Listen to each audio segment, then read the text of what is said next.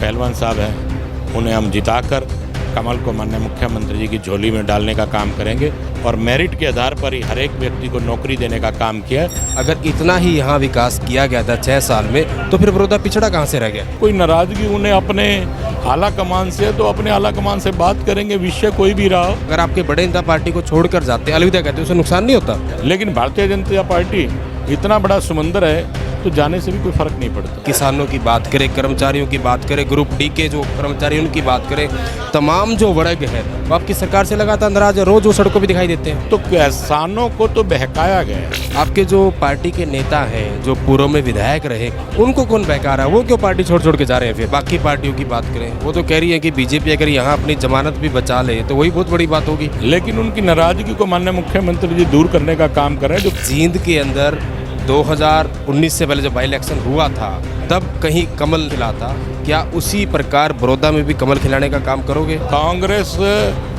जींद में बड़ी मुश्किल से अपना जमानत बचा पाई थी।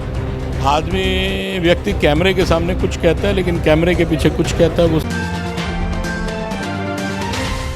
बड़ौदा सीट को जीतने के लिए सभी पार्टियां एडी चोटी तक का जोर लगा रही है। इस वक्त हमारे साथ जींद से विधायक डॉक्टर कृष्ण मीडा मेरे साथ मौजूद है। मीडा साहब बहुत बहुत स्वागत है बिंदास हरियाणा पर। जी शुक्रिया। मीडा साहब, क्या समझा जाए, जैसे जींद के अंदर 2019 से पहले जब बाई इलेक्शन हुआ था तब कहीं कमल नहीं खिला था, क्या उसी प्रकार बड़ौदा में भी कमल खिलाने का काम करोगे? जी, सबसे पहले तो मैं सभी प्रदेशवासियों को और देशवासियों को विजयदशमी की बधाई देता हूं। और जो आपने कहा कि जिस प्रकार जींद में कमल का फूल कभी नहीं खिला था और बाय इलेक्शन में जींद का जो कमल का फूल खिला, इसी प्रकार में बड़ौदा में भी इस बाय इलेक्शन में कमल का फूल खिलेगा। निश्चित तौर पर ये कमल का फूल खिलेगा। लेकिन जो अगर कांग्रेस की बात करें, बाकी पार्टियों की बात करें, वो तो कह रही है कि बीजेपी अगर यहाँ अपनी जमानत भी बचा ले तो वही बहुत बड़ी बात होगी। देखिए, उन लोगों का काम है, ये तो उनको कहना ही पड़ेगा, क्योंकि कांग्रेस जींद में बड़ी मुश्किल से अपना जमानत बचा पाई थी। तो यहाँ पर भी हालात ऐसे ही हैं। ठीक है, यहाँ पर और बाकी कोई पार्टी तो रही नहीं। ये मुकाबला सीधा कांग्रेस और भारतीय जनता पार्टी के बीच में है और निश्चित तौर पर भारतीय जनता पार्टी यहाँ से सीट निकालने का काम करेगी।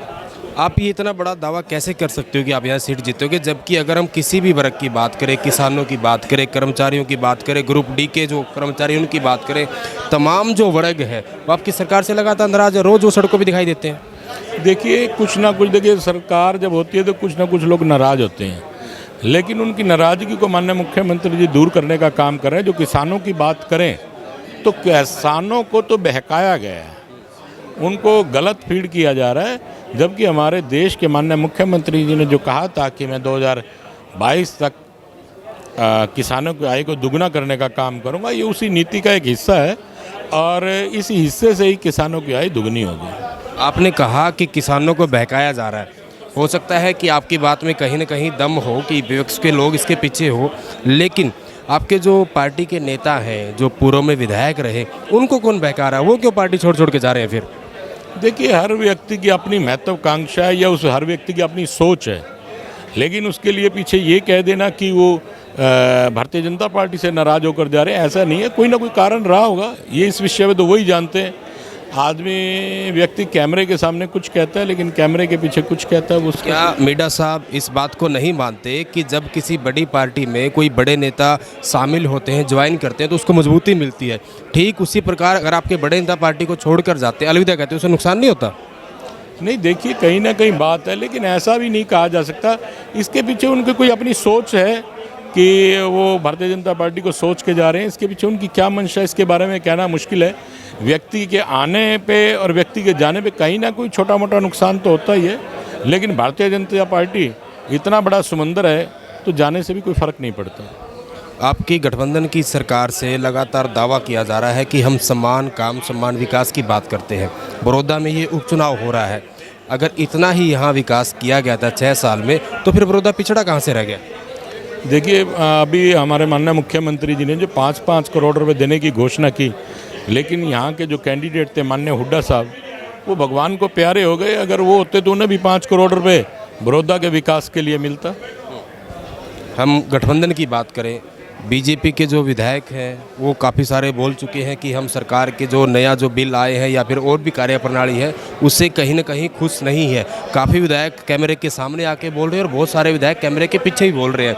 उसी प्रकार अगर जेजेपी विधायकों की बात करें, अगर मैं नाम गिनाऊँ तो लगभग आधा दर्जन से ज़्यादा जेजेपी के विधायक नाराज़ हैं। कैसे आप देखते हो? नहीं, ऐसा नहीं है। वो अगर कोई नाराज़गी उन्हें अपने आला कमान से है तो अपने आला कमान से बात करेंगे। विषय कोई भी रहा हो, वो माननीय दुष्यंत जी से उस विषय पे चर्चा कर सकते हैं कि क्या कारण है जिस वजह से उन्हें थोड़ी बहुत नाराज़गी होगी भी, तो माननीय दुष्यंत साहब उनकी नाराज़गी को दूर करने का काम करेंगे। और अगर कोई भारतीय जनता पार्टी का विधायक को थोड़ी बहुत दिक्कत है तो वो माननीय मुख्यमंत्री जी से बात करेगा और अपनी इस समस्या का समाधान निकाला जाएगा। दुष्यंत चौटाला का आपने नाम लिया, अगर हम जींद उपचुनाव पे चले जाएं जिसमें आपको जीत हासिल हुई थी, उन लोगों ने कहीं ना कहीं जब वो आपके विपक्ष में खड़े होकर लड़ रहे थे चुनाव, तो जींद के लोगों को, जींद की जनता को एक दावा किया था, काफ़ी सारे सपने दिखाए थे कि जींद को राजधानी बनाने का काम करेंगे। जींद बहुत सारा पिछड़ा हुआ भी था और कहीं ना कहीं जींद जो है वो हरियाणा का दिल भी है, क्योंकि जींद बिल्कुल बीच में है और जितनी भी राजनीतिक बड़ी बड़ी रैलियां होती कहीं ना कहीं वो जींद में होती रही है। लेकिन उसके बावजूद भी जींद लगातार पिछड़ा रहा है। क्या वो इतनी सारी बातें लोग आपके सामने आती तो होंगी? देखिए, अगर दुष्यंत साहब ने जो बातें कही हैं उनका जवाब तो दुष्यंत साहब ही दे लेंगे। लेकिन जींद में अब आप देख सकते हैं कि विकास कार्य ने अपनी गति पकड़ी हुई और आने वाले समय में आप कुछ समय के बाद देखेंगे जींद काफ़ी और ज़्यादा तरक्की करेगा। अब 27 तारीख को ही माननीय मुख्यमंत्री जी जो 20 करोड़ रुपए की लगभग लागत से बस स्टैंड बना है उसका उद्घाटन करेंगे। इसी प्रकार से और भी कई कार्य जो 4 और ब्रिज चल रहे हैं, अंडरपास 2 अंडरपास का कार्य चल रहा है, इसी प्रकार से कार्य चल रहे हैं और आने वाले 1 साल के बाद आप देखेंगे कि जींद आपको अलग से बदलाव नजर आएगा। अंतिम में जींद से विधायक हैं आप, आपकी बड़ौदा उपचुनाव में क्या कुछ भूमिका रहेगी? कितना आप जोर लगा पाएंगे पार्टी के लिए? देखिए, हमारा तो एक ही मकसद है कि भारतीय जनता पार्टी को बड़ौदा इस चुनाव में भारतीय जनता पार्टी का कमल का निशान को जिताने का काम करेंगे। और यहाँ जो हमारे कैंडिडेट पहलवान साहब हैं उन्हें हम जिताकर कमल को माननीय मुख्यमंत्री जी की झोली में डालने का काम करेंगे। और यहाँ पर भी ये पहली बारी कमल का जो फूल है माननीय मुख्यमंत्री जी की झोली में डलेगा और कमल का चुनाव जो हमारा कमल है बड़ौदा चुनाव में खिलेगा।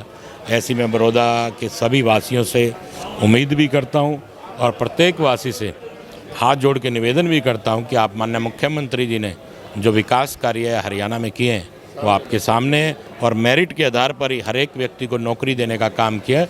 लगभग बड़ौदा में 700 से ऊपर बच्चे डी ग्रुप में भर्ती हुए हैं बिना पर्ची और बिना खर्ची के। तो मेरा सभी वासियों से उम्मीद है, चाहे वो बच्चा गरीब का हो या अमीर का हो, आप देख सकते हैं कि बिना पैसे के वो लोग नौकरी लगे। तो इसी प्रकार से आगे भी कुछ नौकरियाँ माननीय मुख्यमंत्री जी निकालेंगे। आपके बच्चे अगर मेरिट के आधार पर आएंगे तो वो इस भर्तियों में भर्ती होने का काम होगा। ऐसी में आपसे निवेदन है। जी बिल्कुल।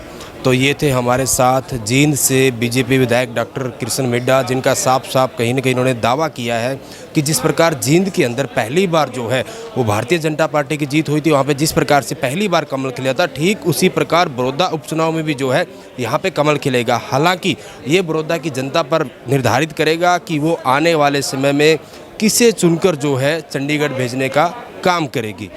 वीडियो जर्नलिस्ट अमित कुमार के साथ सुरेंद्र नैन, बिंदास हरियाणा।